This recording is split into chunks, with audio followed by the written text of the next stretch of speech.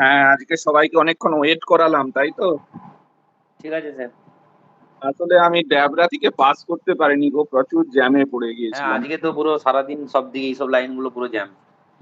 কেন জানি না, কিন্তু প্রচুর মনে হয় কিছু রাজনীতির ব্যাপার কেন ছিল। স্যার, ওই অভিষেক ভিআইপি বন্দ্যোপাধ্যায় এসেছিল ভিআইপি তো। ভিআইপি ও হতে পারে, এই তো মোহন আছে, মোহন তো খবর দিতে পারবে। হ্যাঁ, অভিষেক অভিষেক বন্দ্যোপাধ্যায় ঘাটালে রোড বন্দ্যোপাধ্যায়। শো করেছে। হ্যাঁ ওই জন্য কি এত জ্যাম সে হ্যাঁ, মানে ওই জন্যই স্যার পুরো স্যার গাড়ি স্যার ব্লক ছিল রাস্তা। হুম, হবে হবে। আচ্ছা, যাই হোক, আমি পৌঁছে গেছি। আমরা শুরু করব। তো তার আগে আমরা একটা নোট প্রোভাইড করে দিচ্ছি। আমাকে বলেছে, এবারে ভুল হয়ে গেছে বলতে, আমরা অভিজিৎ বাবুকে যে নোটটা টাইপ করতে দিলাম, আমাদের একটা অন্য নোট, সেটাও তোমাদের শিল্পেরই, ভেবো না যে পুরোটাই। আমি নোটটা দিয়ে দিই, একটু দেখে নাও আগে, তারপরে আমরা ক্লাসে চলে যাচ্ছি। আচ্ছা, আসলে কি বলতো, টাইম 10 মিনিট 15 মিনিট দেরি হয়, ঠিক আছে, কিন্তু মানে এতটা রাস্তায় আমি তো যতটা পেরেছি জোরে গাড়ি চালিয়েছি, তাতেও দেখছি একই। আচ্ছা, এটা একটু দেখে নাও, আমরা যতটা ডিটেলস পেরেছি তুলে দিয়েছি।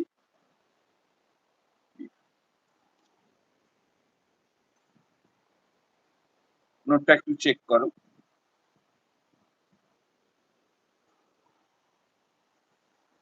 পেয়েছো নোটটা সবাই?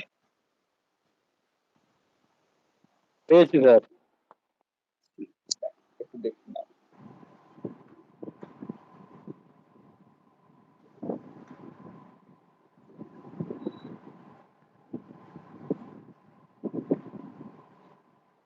উৎপলের আশা করি খুব পছন্দ হবে নোটটা, উৎপল এতটাই ডেসক্রিপটিভ খোঁজে। উৎপল, হ্যাঁ কেমন স্যার, ভালোই লাগছে? ভালোই হয়েছে, দারুণ হয়েছে স্যার। সুন্দর সুন্দর হয়েছে স্যার। হ্যাঁ, কিন্তু মনে রাখতে একটু কষ্ট হবে। আমি আবার বলে দিই, সামনের সপ্তাহেই পিএসসি নোটিফিকেশন, সবাই রেডি থেকো। আজকেরও খবর একেবারে ফাইনাল, তবে শীট বলতে পারবো না, মানে বিএসসি শীট বলা আমি বলতে পারছি না এই মুহূর্তে। তো দেখবো আমরা আজকে, আমরা বলেছিলাম যে আমরা আজকে পড়বো পাললিক শিলা। পাললিক শিলার নর্মাল জিনিসগুলো পড়বো, আবার আগ্নেয় শিলার মতোই একটা ক্লাস করবো, যেখানে আমরা খুব ডেসক্রিপটিভ ভাবে আলোচনা করবো। প্রত্যেকে আশা করি খাতা কলম নিয়ে বসেছো। আমার পাললিক শিলার নোটটা একদম মিনিমাইজ, মানে যতটুকু না দিলে নয়, সেটা হয়তো পড়বেই। তার সঙ্গে যেহেতু তোমরা স্পষ্ট শোনা যাচ্ছে তো গো, হ্যাঁ স্যার। নিখুঁত ভাবে ইয়ে করছি, কারণ আমি যদি এই মুহূর্তে ডেস্কটপ অন করতে চাই তাহলে আরো 15 মিনিট কেটে যাবে। আমি ওই জন্য একবারে মোবাইলেই কাজটাকে টানি। তারপরে আচ্ছা, খাতা কলম নিয়ে বসেছো, প্রথমেই লেখো, যেটা খুব ইম্পর্টেন্ট, ডায়াজেনেসিস। অনেকে একে ডায়োজেনেসিস বলে, তো টার্মটা হচ্ছে ডায়াজেনেসিস। কারো জানা আছে এই ডায়াজেনেসিস ব্যাপারটা কি? স্যার সংক্ষেপে বলতে পারবো, সেটা হচ্ছে যে পুরো যে মানে পলল থেকে পাললিক শিলা তৈরির যে পুরো একদম প্রসেসটা। সংক্ষেপে, সংক্ষেপে নয়, এটাই একদম অরিজিনাল ঘটনা। এবার এই ডায়াজেনেসিসের মধ্যে এমনি ব্ল্যাকবোর্ডটা খুব দরকার ছিল গো, সেটাও করে নিয়েছিলাম। ডায়াজেনিসের মধ্যে 4টে স্তর আছে। এই 4টে স্তরের মধ্য দিয়ে একটা মাড সেডিমেন্টারি রকে পরিণত হয়। আবার রিপিট, একটা মাড মানে পলি সেডিমেন্টারি রকে পরিণত হয়। তারপরে আমরা খুব সহজেই বলতে পারি, পলল থেকে পাললিক শিলা উৎপাদনের প্রক্রিয়াটাই হচ্ছে কি ডায়োজেনেসিস, তাই তো? হুম। পলল থেকে পাললিক শিলা উৎপাদনের প্রক্রিয়াটাই কি ডায়োজেনেসিস। জেনেসিস। প্রত্যেকের লেখা হয়েছে? হ্যাঁ। আচ্ছা, কে পালিয়ে গেল? আচ্ছা, ঠিক আছে। এবারে আমরা বলবো এই ডায়োজেনেসিস প্রক্রিয়াটা, আমি বলেছি 4টে স্তর আছে। এই 4টে স্তর কি কি? কেউ বাংলাগুলো মনে রাখতে চেয়েও না, বাংলাগুলো ধরে কোশ্চেন হয়ও না। প্রথমটা হচ্ছে সিমেন্টাইজেশন। সিমেন্টাইজেশন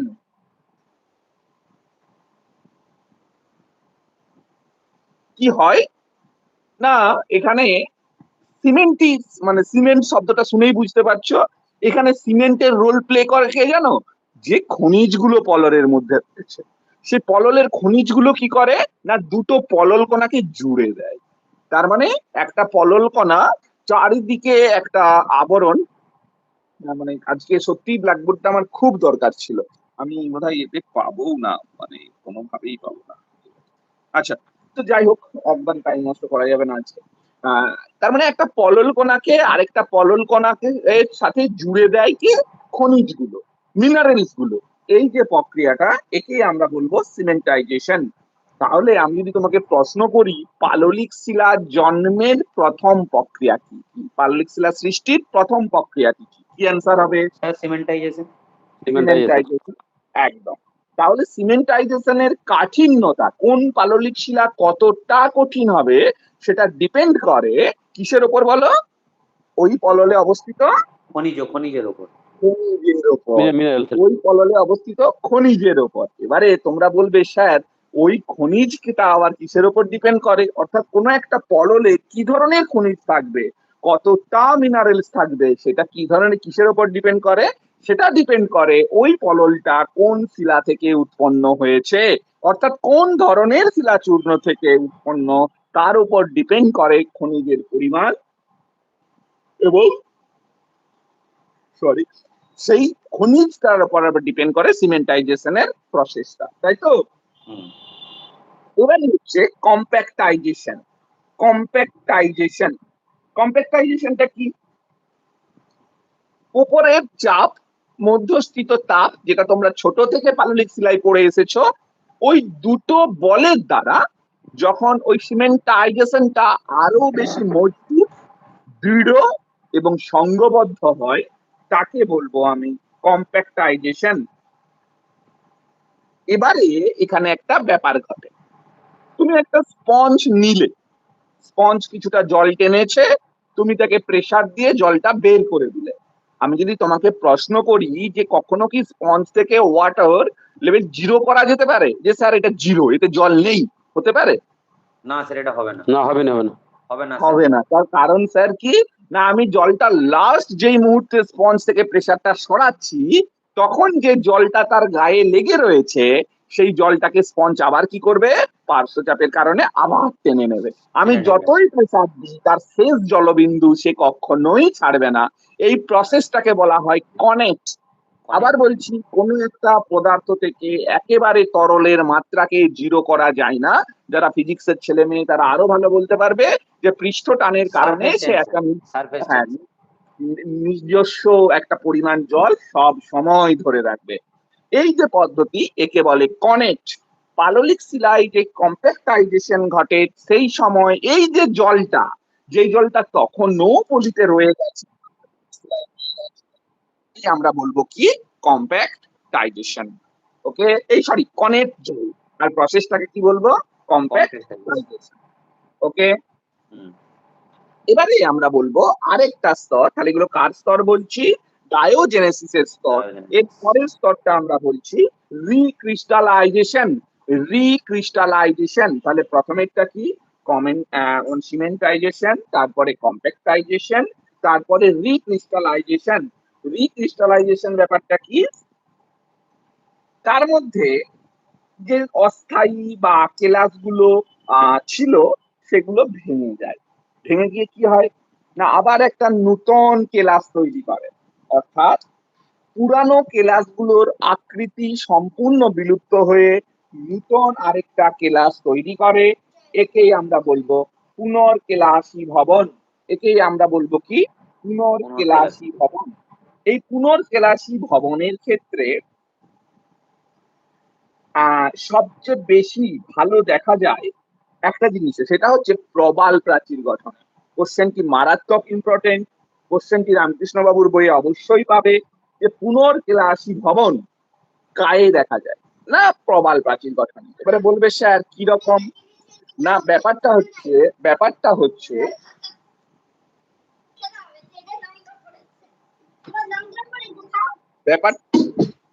ব্যাপারটা ঠিক কি রকম, না ধরো প্রলিপ নামক একটা পদার্থ, একটা প্রাণী, তার একটা নির্দিষ্ট খোলকের ক্রিস্টাল থাকে।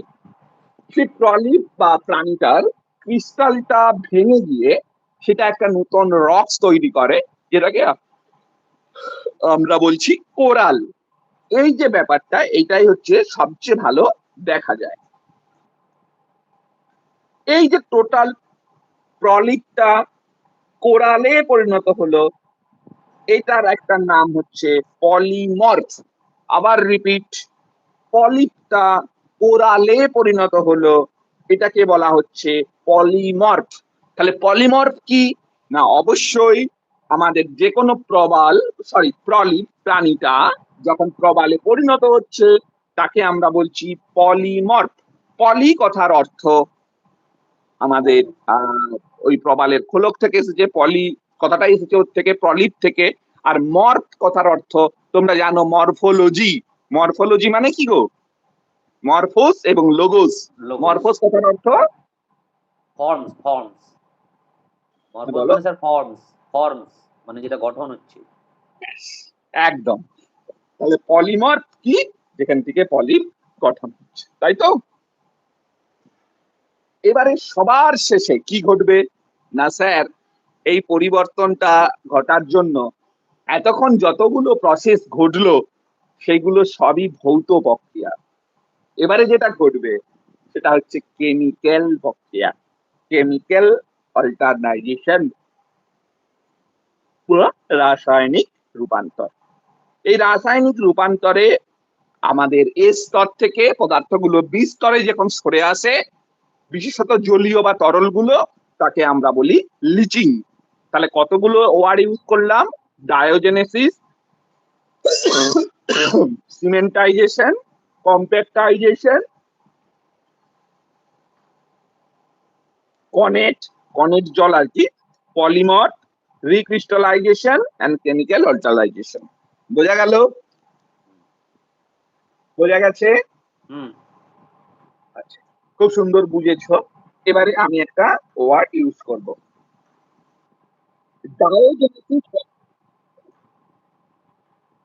হ্যালো,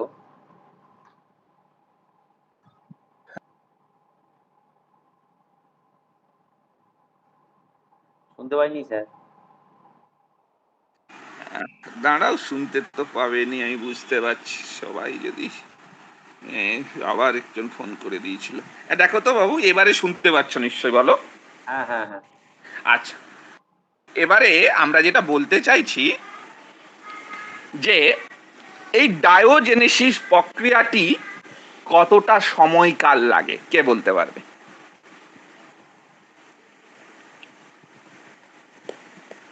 একটা পলল, শুনতে পাচ্ছ তোমরা? হ্যাঁ স্যার। পাচ্ছি স্যার, পাচ্ছি। সাউন্ডটা একবারে কমে গেছে। এই ডায়োজেনেসিস প্রক্রিয়াটি কতটা সময়কাল লাগে, কে বলতে পারবে? জানা নাই। একটা পলল থেকে পাললিক শিলায় পরিণত হতে কতটা সময়কাল লাগে?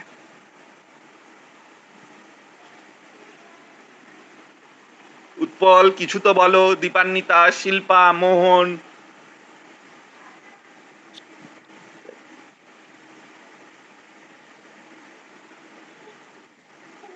বলো।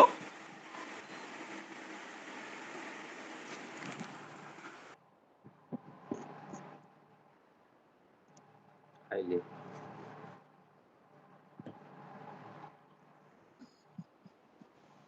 বলো। উৎপল বোধহয় কিছু বলছে, আমি শুনতে পাচ্ছি না, তাই তো উৎপল? না স্যার, বলিনি স্যার, বলে এই ব্যাপারটা জানি না।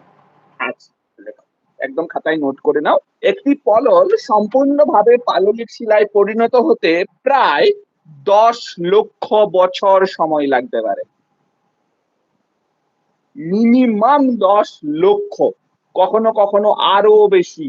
তার মানে আমরা যেটা ভাবি যে একটা পলল মানেই পাললিক শিলা হয়ে গেল, এটা ঠিক নয়। পললের উৎপত্তি থেকে পাললিক শিলায় পরিণত হওয়া প্রায় 10 লক্ষ বছর সময় লাগে। এবারে তুমি বলবে স্যার এটা কি সম্ভব? তাহলে তো পাললিক শিলা মানে অনেকটা লেন্দি প্রসেস। এবারে ঘটনাটা কি হয় না, অনেক সময় দেখা যায় যে একটা পললের রিসাইকেল ঘটে, অর্থাৎ পললটা আগেই পরিণত হয়েছিল, নদী বয়ে আনছিল, সেটা সাগরে যেয়ে পড়েছে। অর্থাৎ একদম শিলাচূর্ণ থেকে পলল, ওই যে লেন্দি প্রসেস, ওটা আগেই হয়ে আছে। ওই পললটা যখন কোনো জায়গায় স্থিতি হচ্ছে, সেটা খুব কম সময়ের মধ্যেই চাপ এবং তাপের দ্বারা শিলায় রূপান্তর ঘটতে পারে। বোঝা গেছে? হুম। এবারে আমরা বলবো ক্লাসিফিকেশন অফ সেডিমেন্টস, অর্থাৎ যেই পলল দ্বারা পাললিক শিলা উৎপন্ন হচ্ছে তার ক্লাসিফিকেশন গুলো। আমরা সবাই জানি যে পলল সাধারণত 3 প্রকার, একটা ক্লাস্টিক, একটা কেমিক্যাল আর একটা বায়োজেনিক।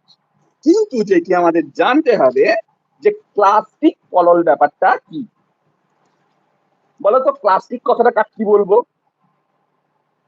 এক কথাই বলবে। প্লাস্টিক মানে স্যার ওই তো বিভিন্ন রকম আবহবিকারের ফলে, তারপরে দেখো, তোমরা ছোটবেলায় পড়ে এসছো সংঘাত, অসংঘাত, অতিসংঘাত পড়ে এসেছো না? হ্যাঁ হ্যাঁ, এখানেও প্লাস্টিক মানে হচ্ছে সংঘাত। মানে তার খণ্ড মানে কি বিখণ্ড। না, বাই ফোর্স যখন পললটা চূর্ণ বিচূর্ণ হয়েছে, সেটা নদী করতে পারে, বায়ু করতে পারে, ওয়েদারিং করতে পারে। অর্থাৎ বাই ফোর্স যখন পললটা চূর্ণ বিচূর্ণ হয়েছে তাকেই আমরা বলবো কি প্লাস্টিক সেডিমেন্ট, তাই তো? হুম। আচ্ছা, প্রত্যেকের কাছে রামকৃষ্ণ বাবুর বইটা আছে? আছে স্যার, আছে আছে। ওখানে প্লাস্টিকের একটা ছক আছে, পেজ নাম্বার 52। ওই আয়তনটা পারলে একবার দেখে নেবে। এবারে এই প্লাস্টিক সেডিমেন্ট যদি পড়াতে হয়, অনেক অনেক অনেক ব্যাপার আছে, কিন্তু আমরা ইম্পর্টেন্ট গুলি জানবো। প্রথমেই যেটা জানবো সেটা হচ্ছে ভার্ব, VARB, ভার্ব। উৎপল বা মোহন বলো ভার্ব ব্যাপারটা কি? স্যার ভার্ব হচ্ছে যে এক কথাই বলছি যেটা মানে এমনিতে যে ওই পলল যে সঞ্চয় হয় না, সেটা ঋতুচক্র অনুযায়ী তার সূক্ষ্মতা এবং স্থূলতা অনুযায়ী তার দুটো স্তর তৈরি হয়। এত বড় ভুলটা তো তোমার করা উচিত হয়নি, এত বড় ভুল কেন করলে? অনলি ফর হ্রদ অঞ্চলে, জলাশয়ে, সেটা তোমাকে হ্যাঁ, কিন্তু বলতেই হবে, তাই তো? হ্রদ অঞ্চলে, হ্যাঁ অবশ্যই। হ্যাঁ, তাহলে কি জলের ঋতু পরিবর্তনের সঙ্গে সঙ্গে হ্যাঁ সঞ্চয়ের পরিবর্তন কেন হয় উৎপল বা মোহন বলো? যে স্যার ঋতু পরিবর্তনের সঙ্গে সঙ্গে কেন হয়? স্যার ঋতু পরিবর্তনের সঙ্গে সঙ্গে বোঝা বহন, জল, এগুলোর তো ব্যাপার ভ্যারি করে। করে কি মানে ঋতু পরিবর্তনের সঙ্গে সঙ্গে জলের বোঝা বহন ক্ষমতা ভ্যারি করে? আচ্ছা, আমি একটা ছোট প্রশ্ন করি, ঋতু পরিবর্তনের সঙ্গে সঙ্গে জলের ঘনত্ব ভ্যারি করে কিনা? যে স্যার করে কি করে না? হ্যাঁ স্যার অবশ্যই করে। কেন করে যেমন না ধরুন স্যার? ঠান্ডা বর্ষাকালে। পড়লে জলটাতে জমাটবদ্ধ হওয়ার প্রবণতা লক্ষ্য করা যায়, ক্রিস্টালাইজেশন ঘটে। তখন সে কোনো জিনিসকে আর ভাসিয়ে রাখতে পারে না, বহন নয়, মানে তাকে ভাসিয়ে রাখতে পারে না। তাহলে যখন গ্রীষ্মকাল তখন শুধুমাত্র মোটা গুলো সঞ্চিত হয়, যখন শীতকাল তখন সে আর কোনোটাই ধরে রাখতে পারে না, মোটা এবং কি বলবো মানে আয়তনে সূক্ষ্ম গুলো সঞ্চিত হয়। তাহলে এই যে ঋতু পরিবর্তনের প্রভাব, সেটা যেমন একটা উদ্ভিদের বর্ষবলয়ে দেখা যায়, সেরকম একটা হ্রদের সঞ্চয়েও এই আমাদের প্রভাবটা দেখতে পাবো।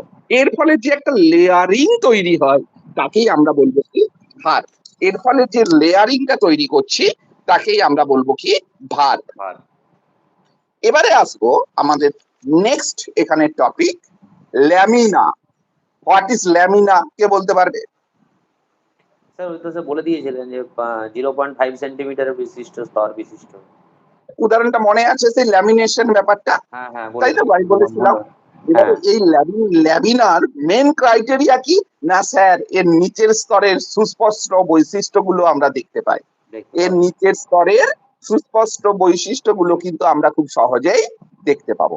নেক্সট, একেবারে খুব ভালো দেখতে পাই, তোমরা মেদিনীপুরে আছো মানে তোমরা জানো, একেবারে রামকৃষ্ণ বাবু তার বইয়েও উল্লেখ করেছে যে আমাদের রাঙামাটি এলাকায় যে কাঁসাই নদী, সেখানে কিন্তু প্রচুর ল্যামিনা সঞ্চয় আমরা দেখতে পাবো। একেবারে ভালো করে খুঁটিয়ে পড়বে, দেখবে রামকৃষ্ণ বাবুর বইয়ে উল্লেখ করে দেয়া আছে। আচ্ছা, এবারে আসছি নেক্সট, ল্যামিনেটেড সেডিমেন্ট। এটা কি না, যে পললটাই একটা ল্যামিনার আস্তরণ রয়েছে সেটা ল্যামিনেটেড। আমি বললাম স্যার আমার মার্কশিটটা না স্ক্যান হচ্ছে না, ওটা ল্যামিনেটেড মার্কশিট। তার মানে কি যেই মার্কশিটটাকে তুমি ল্যামিনেশন করেছো। সেই রকম ল্যামিনেটেড সেডিমেন্ট ব্যাপারটা কি না, যে সেডিমেন্টের ওপরে একটা ল্যামিনার সঞ্চয় রয়েছে, তাই তো? হুম। নেক্সট, এরপরেরটা ক্রস বেডিং কি জিনিস? আচ্ছা, দীপান্বিতা আর শিল্পা শুনছে তো গো? কি ম্যাডাম? হ্যাঁ স্যার। শুনেছি। শিল্পা হ্যাঁ স্যার। চুপচাপ শুনছে, খালি রিপ্লাই করো। আজকে খুব রাগ ধরছিল স্যারকে, ক্লাস নিবে বলে, কখন যে নেবে মনে হচ্ছিল না। না স্যার, ঠিক আজকে আছে। আজকে তাহলে মোহন খুব ভালো করেই জানে। মোহন, কি দেখতে পাচ্ছ রাস্তাগুলো? আমি তো লাস্টে বিরক্ত লাগছে পুরো। স্যার প্রচুর আজকে ছিল তো, আজকে প্রচুর চাপ ছিল, ট্রাফিক। আমার মনে হয় কি জানো, গাড়িগুলোকে না ঘিরে রেখেছিল, সন্ধ্যের পরে ছেড়ে দিয়েছে সবগুলোকে। হ্যাঁ স্যার, স্যার, যে আমি সংক্ষেপে বলছি স্যার, হ্যাঁ, আর্টিফিশিয়াল ক্রাইসিস তৈরি করা, এর বাইরে আর কিছু না। একদম ঠিক বলেছে, একদম ঠিক বলেছে। এবং কিছু মনে করো না, সবচেয়ে মুশকিল কি জানো, মানে একটা পিএইচডি কোয়ালিফাইড লোকের হয়ে আমাদের সবার ওপরে যেখানে আইন তৈরি হচ্ছে, সেখানে প্রতিনিধিত্ব করছে একটা 8 ফেল লোক। ঠিক কিনা বলো? একদম একটা কৃষকের মাঠে যে কি কষ্ট, সেটার প্রতিনিধিত্ব করছে কে? যে কোনোদিন মাটি দেখেনি, এসি ঘরের মানুষ হয়েছে। কিছু করার নেই। আচ্ছা, আমরা যেটা বলছিলাম ক্রস ব্রিডিং, কি ব্যাপারটা না,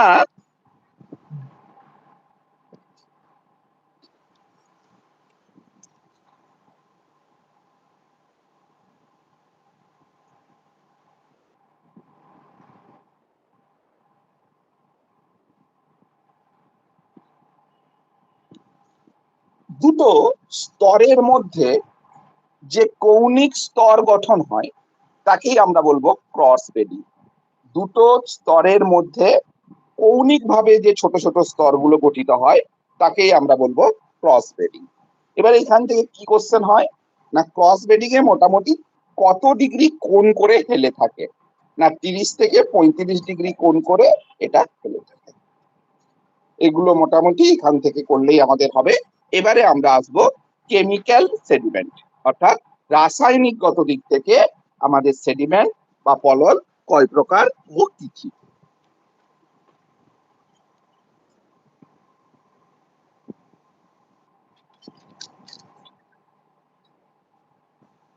আচ্ছা, রাসায়নিক দিক থেকে সেডিমেন্টকে কয় ভাগে ভাগ করা যায় গো? কে বলতে পারবে?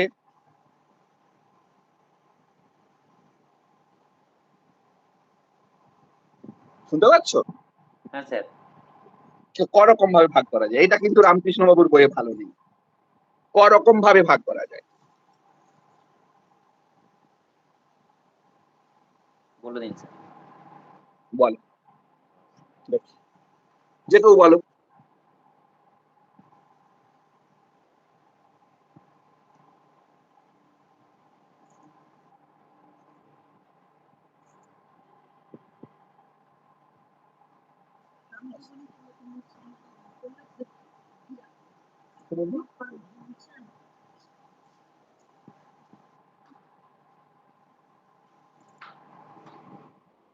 বলো, উৎপল পারবে? না স্যার, বলে দিন। ও, আমি ভাবলাম তুমি বলছো বলবো। না। প্রথমে দেখো সেটা কোন ধরনের পদার্থ নিয়ে তৈরি সেটার উপর।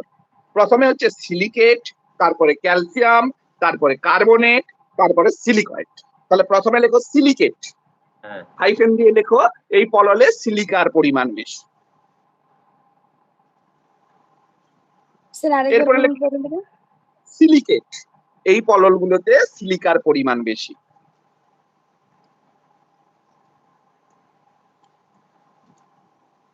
তারপরে ক্যালসিয়াম, ক্যালসিয়াম সেডিমেন্ট বলে আর কি।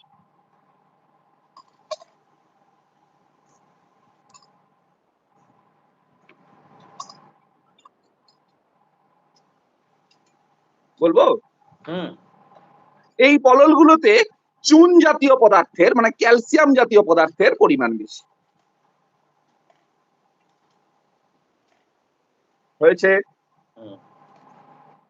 নেক্সট কার্বনেট, এই জাতীয় ইয়েগুলোতে কার্বনের পরিমাণ বেশি।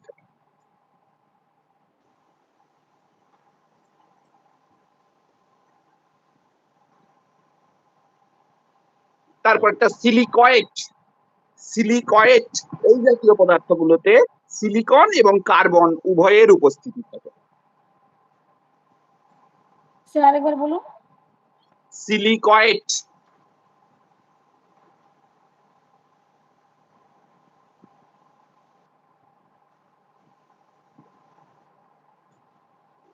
হয়েছে। হ্যাঁ স্যার।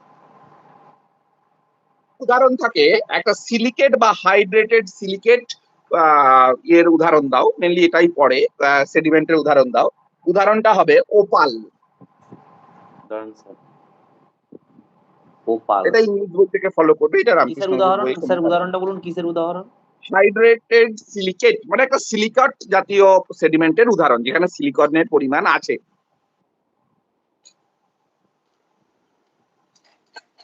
অ্যান্সার হবে ওপাল।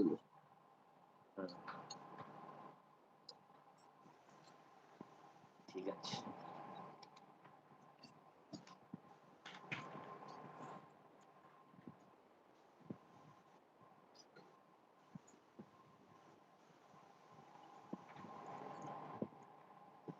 হয়েছে। হ্যাঁ স্যার। আচ্ছা, এবারে আমরা যেটা পড়বো সেটা হচ্ছে বায়োজেনিক সেডিমেন্ট। বায়োজেনিক সেডিমেন্ট গুলোকে আমরা প্রধানত কতগুলো ভাগে ভাগ করি? কটা ভাগে ভাগ করি? জৈব পললকে কটা ভাগে ভাগ করি?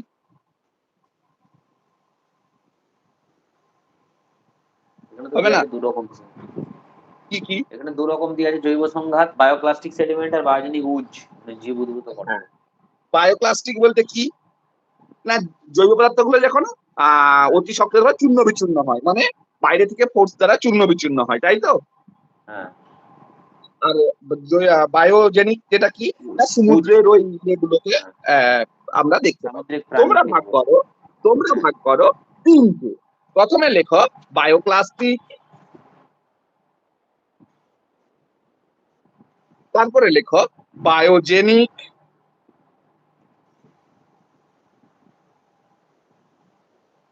তারপরে লেখো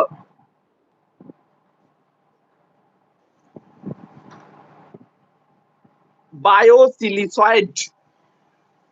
সিলিসিয়াসটা নয়, কেউ গুলি ফেলবে না, আমি বলছি বায়োসিলিসয়েড। এবারে উদাহরণ দিলেই তোমরা বুঝতে পারবে যে কি ব্যাপারটা।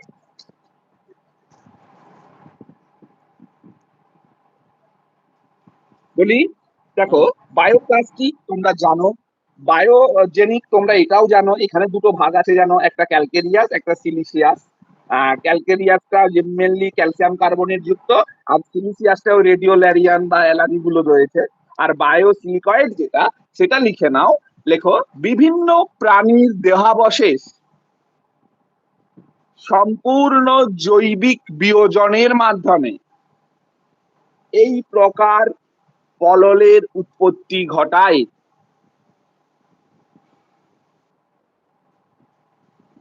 যেমন প্রবাল।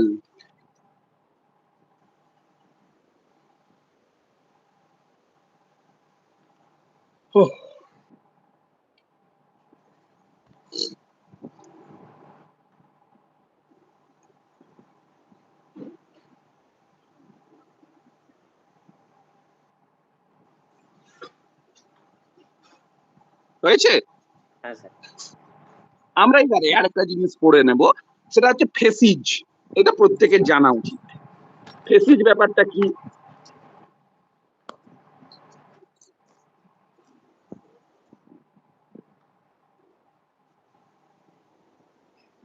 বলো, ফেসিজ ব্যাপারটা কি?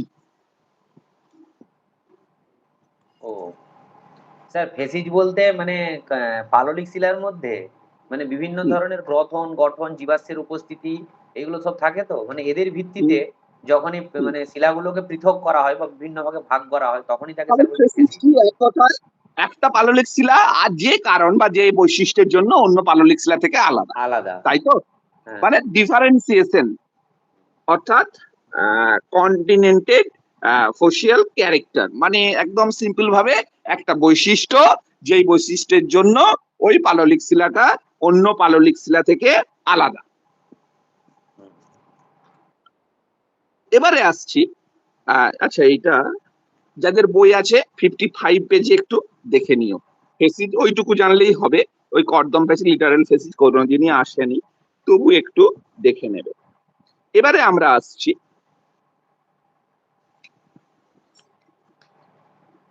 তোমরা সবাই জানো ফসিল, ফেসিজ আর ফসিল দুটো ব্যাপারটা আলাদা, কিন্তু অনেকে গুলিয়ে ফেলে।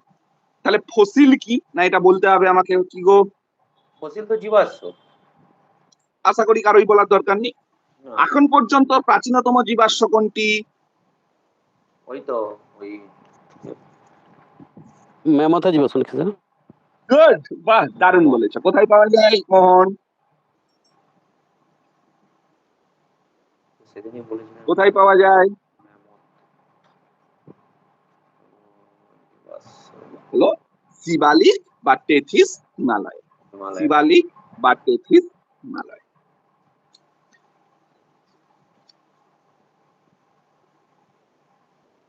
আচ্ছা,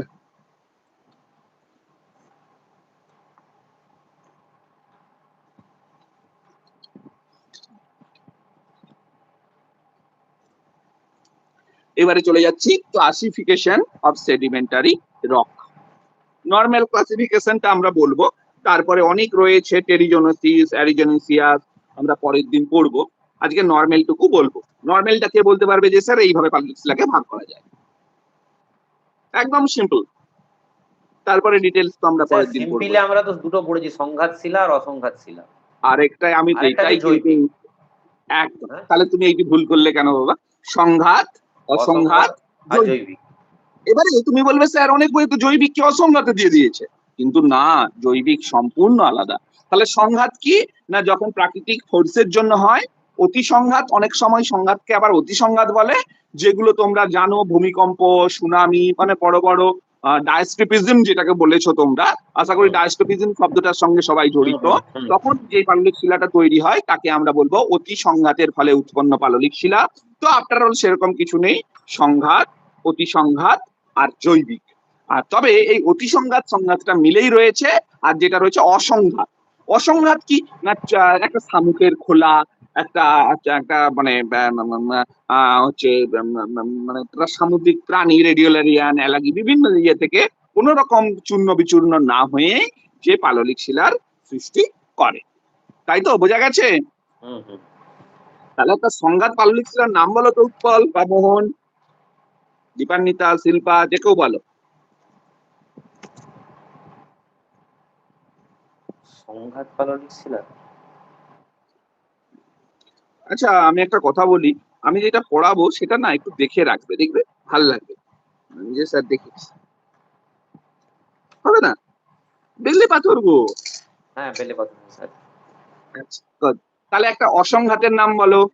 স্যার বেলে পাথর কাদা পাথরও তো হবে। হবে, অবশ্যই হবে। সেল কাদা পাথর, বেলে পাথর। হ্যাঁ, একটা না, একটা অসংঘাতের তো কাদা পাথর হবে না। না, অসংঘাতে চিন্ময় করে। বলো। হ্যাঁ, অসংঘাতে কি হবে? চুনা পাথর চুনা হবে না? পাথর। হবে না? হ্যাঁ হ্যাঁ। আর একটা জৈবিকে কি হবে? স্যার প্রবাল। হ্যাঁ। তাই তো? এবারে তাহলে বলো, কয়লা, কয়লা একটা পাললিক শিলা, তাহলে কয়লা কোন ধরনের পাললিক শিলার উদাহরণ?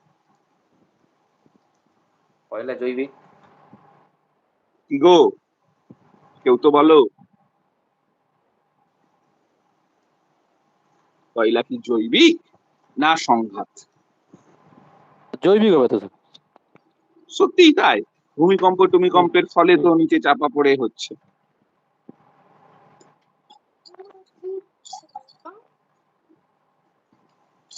স্যার উপাদানটা তো জৈবিক।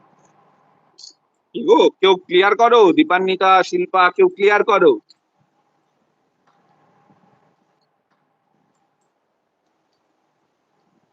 স্যার ধন্দে ফেলে দিচ্ছেন। অবশ্যই জৈবিক, কারণ স্যার এটা কি একটা জৈব দেহাবশেষ থেকে ডাইরেক্ট মর্ফ হচ্ছে, মানে রূপান্তরণ ঘটছে, তাই তো? মেটামরফিক ইয়েতে ঘটছে। আচ্ছা, আজকে এই পর্যন্তই থাকবে, একদম অল্প একটু হলো। আমরা মঙ্গলবার আবার ক্লাস দিয়ে দেবো, ঠিক আছে? বা হবে, আমি বলেই দিলাম। মানে আমাকেও ফ্রেশ হতে হবে, আর ভালো লাগছে না একদম, না হলে সেটা একটা বাজে স্যার দৃষ্টিগত ব্যাপার। মোটামুটি পরের দিন হলে আমাদের পাললিকটা শেষ হয়ে যাবে। পাললিকটাকে শেষ করে দিয়ে আমরা ইয়াটাকেও ধরে নেব, কারণ রোববার আমাদের ধরে। যে আমি যে সাজিয়েছি, তবে আমরা নেক্সট ডেটে পরীক্ষাটা নিতে পারবো, মানে আমাদের এর পরের ডেট। পরের ডেট। স্যার কত নম্বরের পরীক্ষা হবে? 30 নাম্বারের পরীক্ষা নেব। 30? এবং মানে অনলাইন, MCQ তো? মানে আমি কোশ্চেন দিয়ে তোমরা ঝট করে অ্যান্সার গুলো আমাকে পাঠাবে। মানে করে সেই ছবি তুলে লিখে পাঠাতে বলেছেন? একদম, মানে ওই অনলাইনে টিক দিয়ে দিয়ে আমি নয়, প্রথম 2-3টে দিতে হবে তোমাদের। না স্যার লেখা পরীক্ষা নেবেন বলছেন?